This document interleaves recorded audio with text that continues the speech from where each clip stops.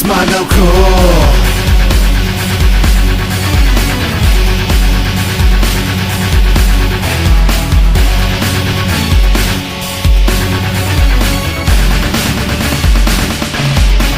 It's Mondo Cool.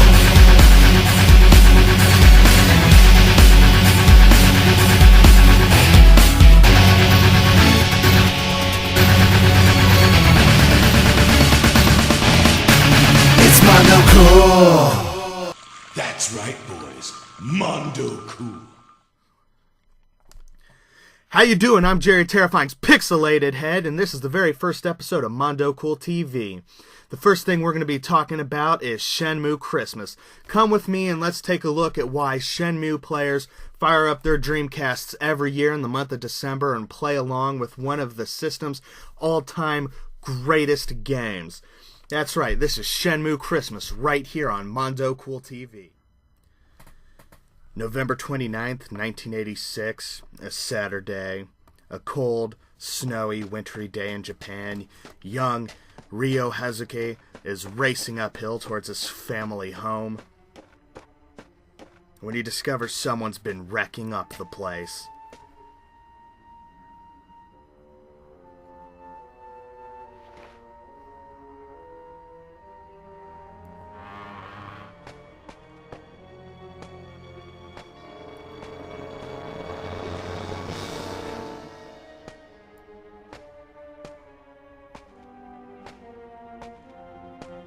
Not only is his house being wrecked up, his housekeeper's been beat up. Can things possibly go downhill from here? Yes, they can. Ryo's father's young manservant, live-in houseboy, is also getting the kung fu shit beat out of him. This is Land D.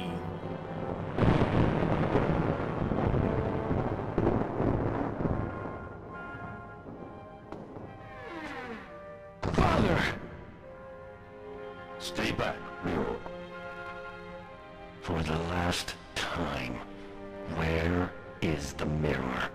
I've no intention of telling you.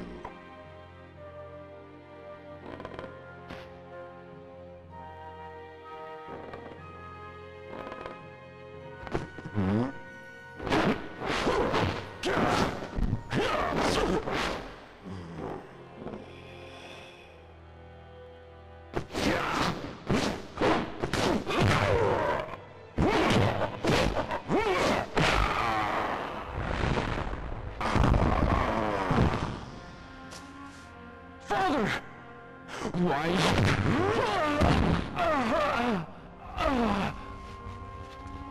Now then. No matter how often you ask, I'll never tell.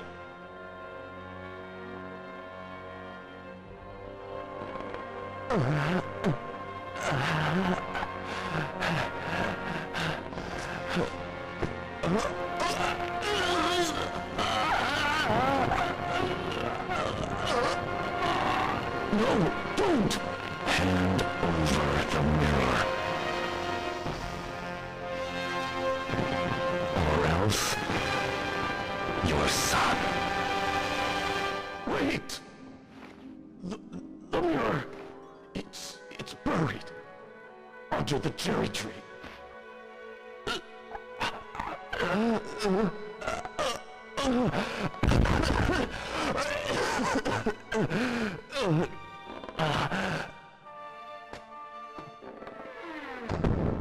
Do you remember Chao Sun-Ming? Chao? That's the name of the man you killed in Moon Swoon. It can't be you! Get up. I'll allow you to die like a warrior. Ryo's father dies from a point-blank range Kamehameha to the chest.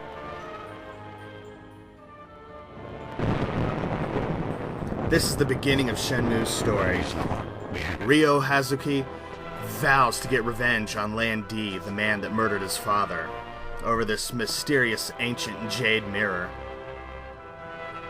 Every year on November 29th, Shenmue fans dust off their Dreamcasts and begin playing this game in real time. The game has a realistic night and day system,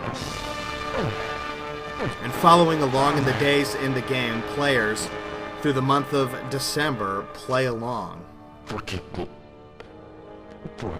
For many, this is a long-standing Christmas tradition. Those you love close to you. No. Father! No! Is this your kitten? But this kitty, see? She's all alone. All alone? Yep. See, the other day, when it rained, a car ran over her mommy. My big sister saw it. She said it was a big black car. A black car? Yeah, and she said it was really scary. And then me and Sis, we buried the mommy cat. But hungry. Well... there's also dry fish. Just as Land D has made Rio an orphan, he's also made this poor young kitty cat an orphan as well. And throughout the game, you can stop by and feed the cat and nurse it back to health. One of the many little things that add to the detailed world of Shenmue. So whenever you're near the Lucky Tomato convenience store, I believe that's what it's called, make sure to buy some canned tuna or other delicious treats that a cat might enjoy, and be sure to feed the cat every night before returning home. A favorite among fans is the ability to purchase things out of vending machines, like these capsule toys. You can also buy beverages. In Japan, they actually had a licensing agreement with Coca-Cola, so you could purchase and drink Coca-Cola in the game. In the American version, it's just standard cola. But you can buy tons of these little capsule toys and admire your collection. Several fans choose to go out of their way to complete collections and, have a perfect save file. Something that appeals to the obsessive-compulsive side of all of us. In Part 2 of the game, it was originally planned that your game save, all the items you had bought in the first game, would carry over. In the beginning of Shenmue 2, Rio is hard up for money, and you have the option of selling those for some quick, easy cash, which I think is a really nice touch. And I'm really kind of bummed that Shenmue 2 didn't make it out here on the Dreamcast. We got to play it on the Xbox, which is better than nothing, but it would have been nice to see the save carry over. Another one of the popular distractions is the arcade. And there's several games, and most of them are Yu Suzuki arcade classics like Space Harrier, which I always have a good time sitting down and playing a little bit of Space Harrier. And again, fans of this series will spend countless hours on the minor little distractions. It's the world of Shenmue that draws people in, and this is just one of the many, many touches. One aspect of the game that I believe wasn't explored enough was the puzzle-solving detective skills. There's a sequence in the game where you have to discover a secret hidden area and helps unravel the story and sheds a little bit of light on the Phoenix Mares. This segment of the game is a little bit short, and I wish it was expanded upon. It is one of my favorite parts of the game where I felt that it really picked up. Overall, Shenmue is an amazing game, and it's an experience. It's something that I think every Dreamcast owner, every gamer should definitely experience Shenmue. And you'll see soon why people enjoy having a Shenmue Christmas.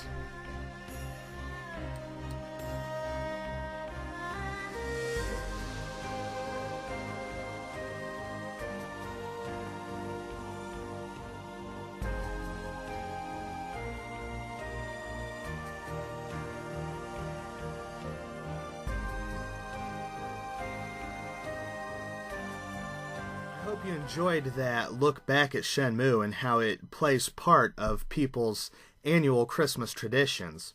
And if you're in the market for Dreamcast games, or, well, any kind of used game at all, there's this little store that I like to check out in Fairborn, Ohio.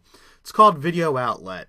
The owner, Andy, was nice enough to let me walk around his store and do kind of a feature piece about it.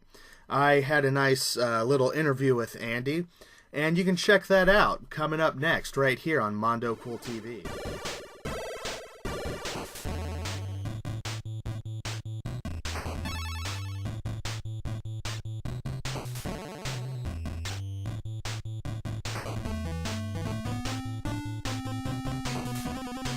We carry every game system from Atari, Nintendo, Super Nintendo, N64, Dreamcast, PlayStation 1, 2, 3, Xbox, GameCube, and the systems and the games.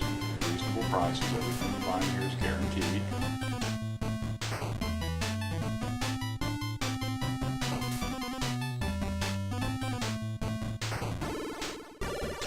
We also sell CDs, buy, sell, and trade. People bring us stuff every day, and we give them credit towards another object or whatever they want. You're going to take that trade value off the cost of what it is they're purchasing.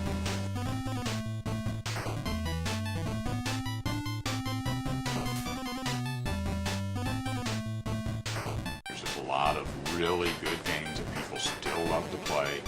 We sell them every day. We sell old systems every day. You know, what I found out is a lot of times is as people grow up and have their own children, they like to share with them the game system that they grew up.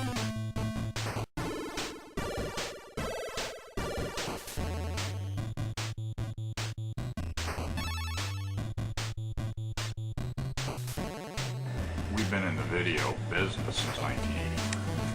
As far as this particular business is concerned, this is year 8. We do sell a lot of our stuff online as well. That's how we make ends meet. We have several different venues active on eBay. And we get, you know, it's like on a DVD.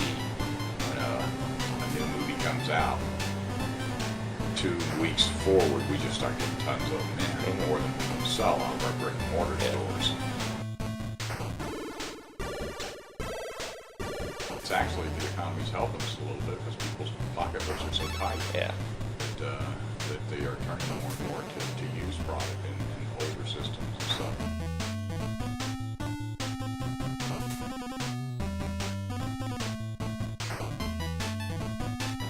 You have to be 18 in order for us to give you cash, and you do have to show a picture ID, and you've got to sign. That takes us out of the stolen goods Yeah. market. You know, you're signing saying this is mine. I didn't take it from my neighbor. I didn't steal it from Walmart. And it also makes a thief think twice about, you know, doing it. And the police do come in frequently and check our book just to see if there's a particular thief they're looking for. They go to the pawn shops and places like us and see if they can around. But trading, kids have to have parental consent. They sign a consent form once, and then the kid can come help. But you can't trade at all until those parents are approved.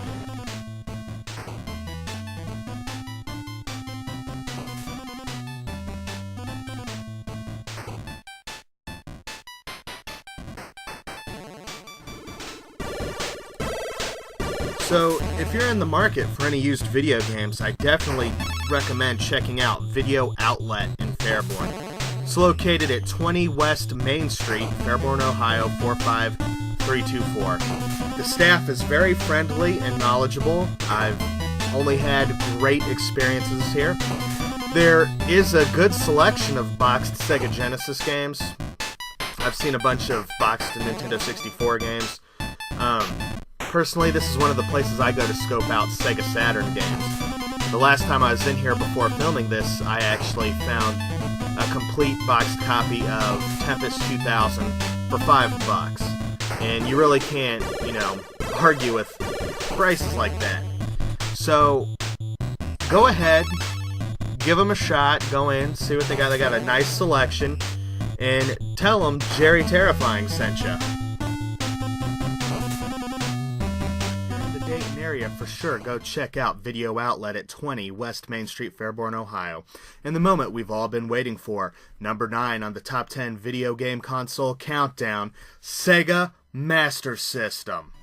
Released in 1986, the Sega Master System failed to capture much of the market share that Nintendo had. Despite being released in the same year and being technically superior in almost every way, the Sega Master System was able to display twice as many colors and had a CPU that ran 2 times faster than the Nintendo Entertainment Systems. Despite its fledgling success in North America, the Sega Master System enjoyed great success in Europe and even greater success still in Brazil, where the Sega Master System still remains a popular video game console to this day. And down in Brazil, they are still manufacturing Sega Master Systems.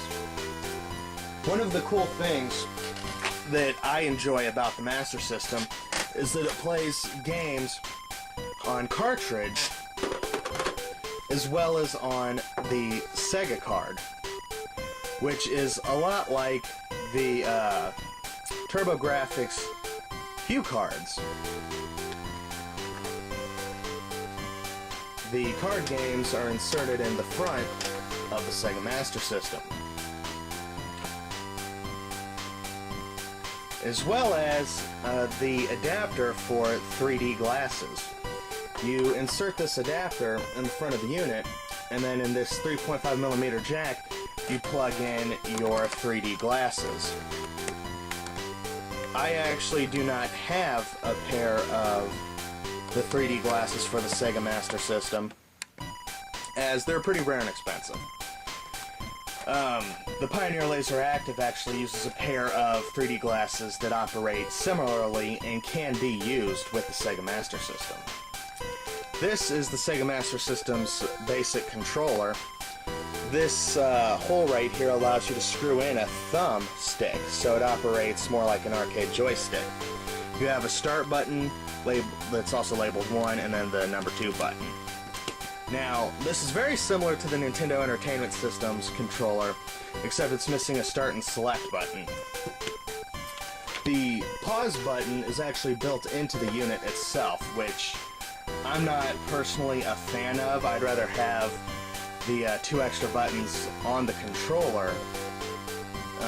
Some games you notice that, they'd probably be a little bit better if it had more buttons to work with. But that is the only complaint that I have for the Sega Master System.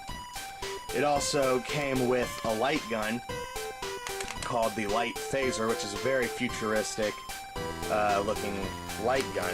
Very nice peripheral. And despite not having the same huge library as the Nintendo Entertainment System, the Sega Master System did come with its fair share of amazing games. Like my personal favorite version of Ghouls and Ghosts is on the Sega Master System. Ys, The Vanished Omens, another good action-adventure role-playing game. Phantasy Star, a classic. And Ghost House is just kind of a fun arcade game. I have it out because, it's one of 2 games I have on the Sega card. One of the things that I do like about the Sega Master System is it's very friendly to import gamers. That copy of Ghouls and Ghosts I actually bought from Australia, and it's a PAL game. It was never released in America officially, and I had to import it. Generally, you have a hard time playing PAL games because their TVs operate at a different frequency. NTSC games are, I believe, 50 megahertz, and PAL is 60 megahertz, or some such technical mumbo jumbo.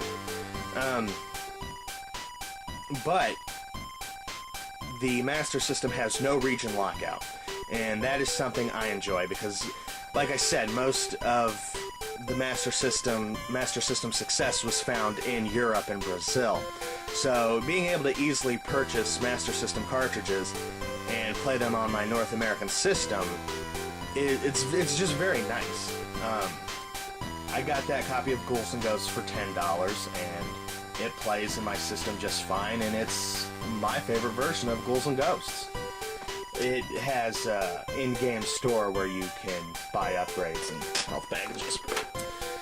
Here's a closer look at the standard Master System cartridge. They're kind of bland looking. They're all black and feature this dark red with the grid on it. There's actually some blue label games. I believe those are the older, earlier release Master System games, but there are some that have a blue label across the front of the system. The cartridges feel very solid, like they feel like high quality plastic. They do not feel cheap. But there's no label art. The packaging for the games themselves also suffer a similar fate. They all come on this white grid. This is even a European game, and it's got the same white grid. But there is a little bit of label art on the front of the system. The only difference with this PAL cart that I could find is instead of black lines on the grid, they're white lines. So not much label variation to be found. All the manuals that I've seen have been black and white, in this case blue and white. Very basic manuals. But one of the things I do appreciate about the Master System is most people saw fit to keep the cases that the game came in. So collecting complete Master System games is a lot easier than collecting complete Nintendo games. Also, I believe the official count for American release Master System games is around 90 games. So there's not that many to be found in any way. But for the most part, you'll find Master System games complete in box and usually with the manual. I believe I've only got 3 or 4 loose Master System games, this being one of them. The games snap into the cartridge very well. You're not going to have a hard time getting them in and out of there. The system's very reliable. You're not going to have the blinking light problem like you do with Nintendo games. That is not a problem with the Master System. This is very solid hardware. The system itself is wide. It's about a foot long, give or take. And it does take up a lot of space on my shelf. There is a Model 2 Sega Master System, which is a little more rare in the United States. And I actually do not own one of these. I would like to, just because it saves a little bit of room on your shelf. Let's see. All in all, if you like classic Sega games like Shinobi or Phantasy Star, this is an excellent system to pick up. It is graphically superior to the Nintendo Entertainment System. I was very surprised when I first got this and fired it up that it did look a lot better than comparable Nintendo games. So, definitely, I would give this system a look, and that is why it has earned its place as number 9 in my top 10 video game console countdown.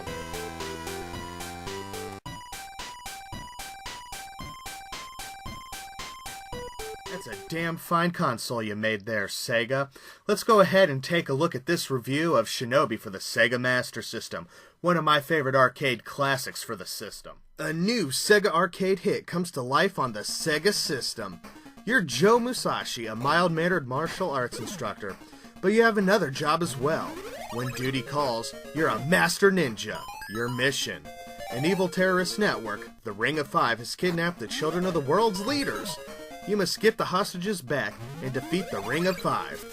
They're waiting for you with gunmen, thugs, mongos, and green ninjas, but you alone have the power of ninja magic. It's arcade-like action, only from Sega. That's from the back of the box. Also from the back of the box, players, 1, peripherals, control pad, arcade command stick, or control stick. Mega type, 2 mega. Let's see, 5 levels, 19 rounds. Alright, this right here is the little mini game that you get at the end of each stage, and I don't think I've ever managed to beat it. That green ninja always jumps up in my face. And it lets you know that you failed. Yes, very nice. If you're thinking what the heck is a mega type and what's 2 mega, that's the amount of memory on this game's cartridge. I absolutely love the description on the back of this box. That's what's amazing about classic video games. The plots are so ridiculous. All these years, I thought I was just rescuing kidnapped orphans, but apparently these are political prisoners and the world's leaders' children. They don't really go into depth about how Joe Musashi rescues the children other than when he walks by them, they fly up into the sky, straight to freedom, I imagine. It doesn't matter, plot's not the point. This is a Sega arcade game. We're here for fun. How does this game play? It plays amazingly. The controls are perfect, you know. A lot of people have a problem with the Sega Master System's D-pad, and I'll admit, it does take some getting used to. It's very unique, but it works. And the controls in this game are tight. You're not gonna ever feel like you died or screwed up because of the controller. The music gets a little repetitive. I'm pretty sure it's the same song throughout the entire game. It is a catchy song, but there's not much variety. It does bring to mind, you know, intense action movie type stuff. There's a few boss fights throughout the game. It's a classic. You know, there's basically 2 kinds of people in this world. There's Ninja Gaiden people and Shinobi people. And I was definitely, growing up, a Ninja Gaiden person. But this is just as good of a game.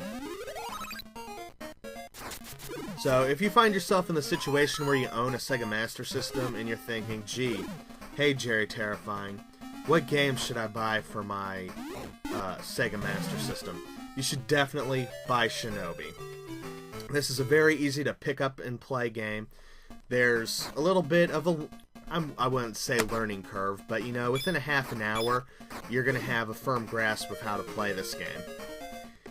And you know, this is probably something that's not too hard to beat. I've personally never beat it. I've made it at least to the 4th, you know, the 4th level. And I could see myself being able to beat this if I really, you know, stuck through with it.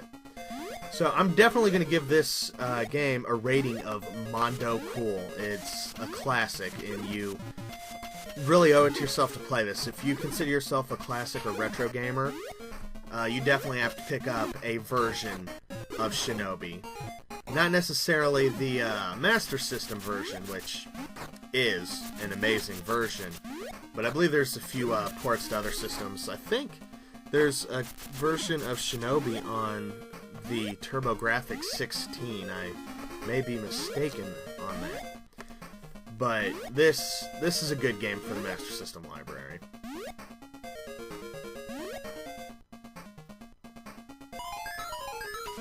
As always, keep coming back to MondoCoolCast.com or go to my YouTube channel, youtube.com/user/JerryTerrifying for more retro game reviews.